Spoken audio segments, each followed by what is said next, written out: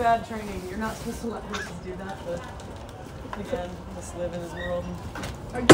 Whitmore and I are here at the Makeover. I feel pretty good about how he's settled in and handled the schooling days we've had. It's show day for us, and I'm pretty confident that he's as prepared as he can be for the trail course they've set up today.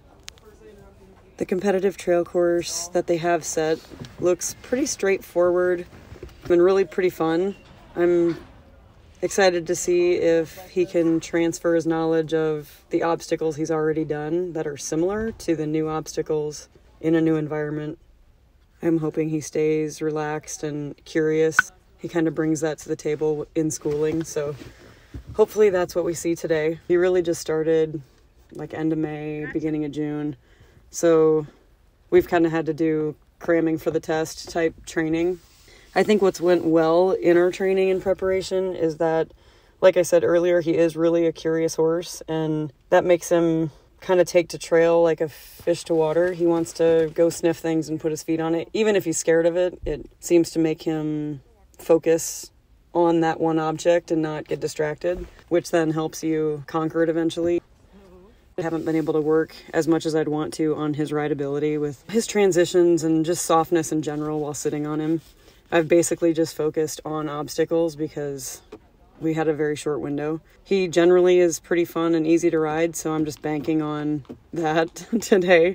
Hopefully everything is good enough as far as that goes and that he can just really nail the obstacles.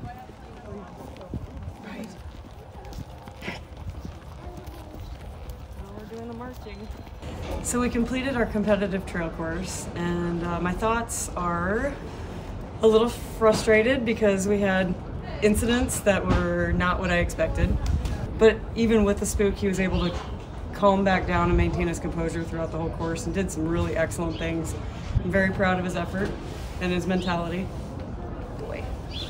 The spook on the bridge, I couldn't have really done anything about because the chains that were lining the railing were blowing in the wind, and the shadows kind of looked like black snakes dancing on the bridge. So I understood why he was like, I can't do that.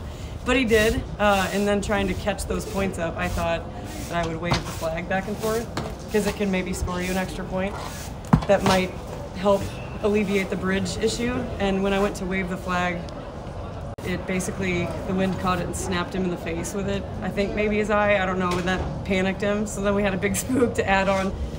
Then we had a rider issue in the back through that should have still managed every step, and I just kind of took it for granted. He took 2 slow steps backwards and then kind of had 3 quicker steps, and I didn't catch him backing up in time, which made us roll that hind pole. And then he did the mounting block beautiful. So we ended up 9th in the competitive trail, and I feel absolutely fantastic about that. He's never gone to a horse show before. It was his first effort, and finishing 9th out of, I think there was like 50 in it. Even just in a top 10 finish of 12, I would have been happy. So yeah, that was really great. Whitmore is the highest earner ever competing at the Makeover. For Ron and I, it's a little bit like watching your kid go to school for the first day. Transferring him over from racing, where he had multiple behavioral issues, and bringing him to a place where people can come see him, hang out with him, take photos with him, do competitive trail, hang out for the week, have little kids ride him. The win really is him moving forward when you ask, and him being able to go to a new venue and do different things, and really all the people that come here together, and it's been just kind of a winning week for all the thoroughbreds. So it's still a loose idea, but we're gonna lend him to Donna Brothers to do the interview of the Breeders' Cup Sprint at Keeneland off of Whitmore's back.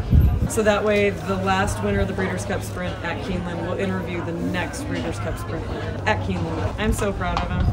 I did not think his mentality could turn around this fast. When you're on his back, he's like a pleasure to be on.